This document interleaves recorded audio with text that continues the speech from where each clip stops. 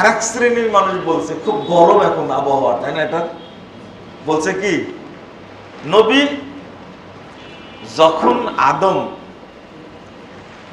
মাটি এবং পানির মধ্যে তখন থেকে কি নবী, তাই না? আচ্ছা আপনারা বলেন তো এর সঠিক উত্তরটা কি? হ্যাঁ, এবং কাদিয়ানীরা যা কাফের এতে তো সন্দেহ নাই, তাই না? যারা কাদিয়ানীদেরকে কাফের বলে না তারাও কাফের। কথাটা আবারও শুনেন, যারা কাদিয়ানীদেরকে কাফের মনে করে না, কাফের বলে না, তারাও কাফের। মাসালাটা একবারে পরিষ্কার এবং জটিল। তো আমরা এবার একটু উদাহরণে আসব। উদাহরণ দেব?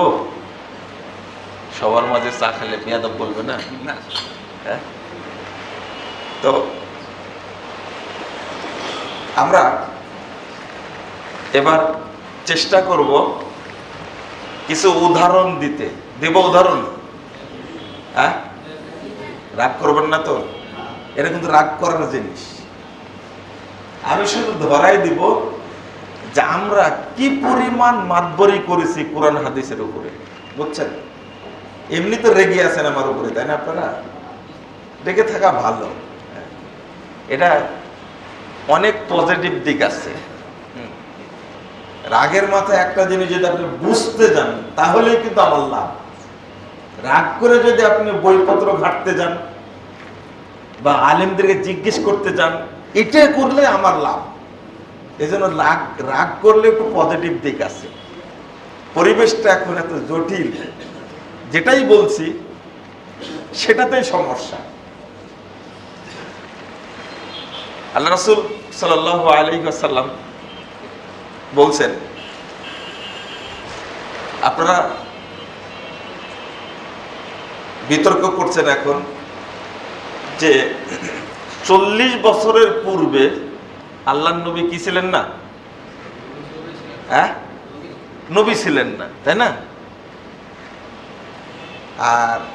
আর এক শ্রেণীর মানুষ বলছে খুব গরম এখন আবহাওয়া, তাই না? এটা বলছে কি, নবী যখন আদম মাটি এবং পানির মধ্যে তখন থেকে কি নবী, তাই না? আচ্ছা আপনারা বলেন তো এর সঠিক উত্তরটা কি? হ্যাঁ, 40 বছর পরে নবী, এটাই সঠিক, তাই না? তাহলে এবার তো একটা মুসিবত হয়ে গেল। দেখতেছি কি হয়ে গেল? নবুওত কার্যকর চলছে। দেখেন, এটাই হলো মানহাজ। এই যে বুঝবেন কিভাবে, দুইটা পক্ষ নিছেন এখন আপনি বুঝবেন কি করে? এমন একটা বিষয় মানহাজ মাথায় না ঢোকানো পর্যন্ত আপনার ক্লিয়ার হবে না। 40 বছর পরে মুহাম্মদ সাল্লাল্লাহু আলাইহি ওয়াসাল্লাম নবী, এইটা এইভাবে বলা যাবে না। আবার এটাও বলা যাবে না যে ওই যে আপনি বললেন যে কার্যকর, তার নবীয়ত কি দায়িত্ব তাকে দান করা হলো, নবীয়তের দায়িত্ব তাকে দেওয়া হলো, নবী আগে থেকে ছিল কিনা। তো দেখেন, এখানে ব্যাখ্যার দিকে না যাই, সরাসরি সালাফদের মূলনীতি দেখি, তাই না? যে হাদিসটা ঘুরে বেড়াচ্ছে, কুনতু নাবিয়ান ওয়াল আদম ফিল মাই ওয়াত তিন, পানি এবং মাটির মধ্যে যখন আদম তখন থেকে আমি নবী, এটা কিন্তু জাল হাদিস। কি হাদিস? জাল হাদিস। এটা তো কেউ বলবে যে হাদিসটা জাল। তবে আরেকটা হাদিস সহিহ, রাসূল সাল্লাল্লাহু আলাইহি ওয়াসাল্লাম বলছেন কুনতু নাবিয়্যা, আমি তখন থেকেই নবী যখন আদম আলাইহিস সালাম দেহ এবং রূহের মাঝে, তখন থেকে আমি কি নবী। এটার উদ্দেশ্য কি? এটা তো সহিহ হাদিস। যখন রূহ দেওয়া হয়নি, এখনো শরীর পড়ে আছে, রূহ দেওয়া হয়নি, তখন থেকে কি নবী মুহাম্মদ সাল্লাল্লাহু আলাইহি ওয়াসাল্লাম কি নবী? আল্লাহ রাসূল বলছেন এটার অর্থ হলো যে আত-তাকদীর, তাকদীরে রাসূল সাল্লাল্লাহু আলাইহি ওয়াসাল্লাম কি ছিলেন? নবী ছিলেন। এটাই বোঝানো হয়েছে। তাহলে নবুয়তটা কার্যকর হয়েছে 40-এর পরে, কিন্তু আগে থেকে কি নবী, তাকদীরে কি নবী।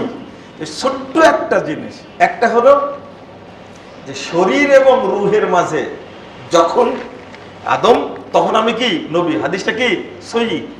কিন্তু আদমকে সৃষ্টির আগে নবী ছিলেন না।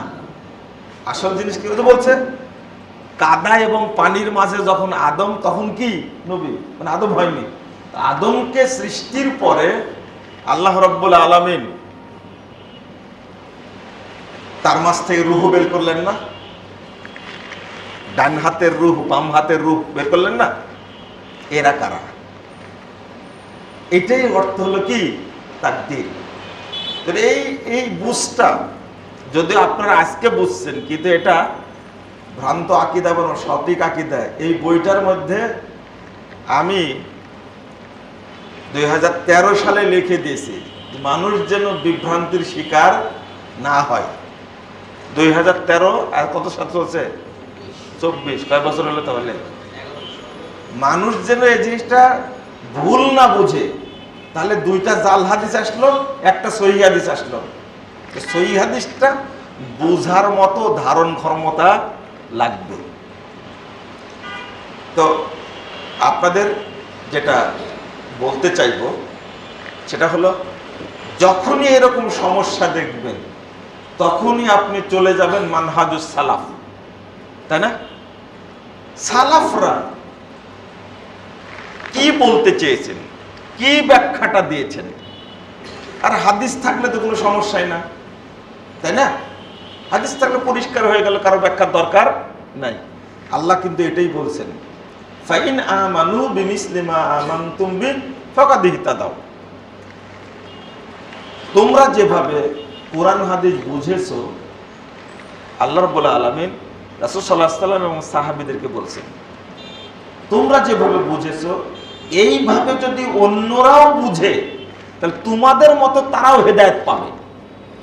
তাহলে হেদায়েত পাওয়ার জন্য জটিল শর্ত, কঠিন শর্ত হলো আল্লাহ রাসূল এবং সাহাবীরা যেভাবে শরীয়ত বুঝেছেন ওইভাবেই বুঝতে হবে। এটা কি পরিষ্কার হলো?